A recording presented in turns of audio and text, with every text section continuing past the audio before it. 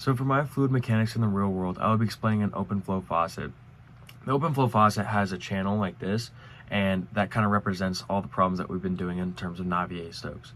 And that's because there's the side channels that have no slips, as well as the bottom that has no slip as well, and you get a velocity profile in the width direction as well as a velocity profile in the Y direction. And that you can see, which is pretty cool, in the open flow faucet because they make some diagonal lines. So this is the faucet I'm talking about, and as you can see those diagonal lines, meaning that these side channels do actually have an impact on the velocity profile.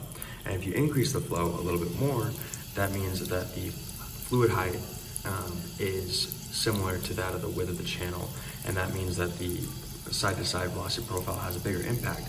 Whereas if you decrease it down to a trickle, it's going to have less of an impact because it's just going to be the bottom surface that's going to have an impact on the velocity profile in the Y direction. Now, if you're really watching carefully, you might have noticed that it was really thick at the beginning of the faucet and then tapered off towards the end.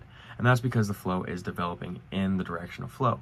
And we haven't really done many of those problems, and that's one of my conceptual questions is, how does this differ from the problems that we've been doing in class? And that's because that velocity profile is developing as it moves in the Z direction, or in the direction of flow.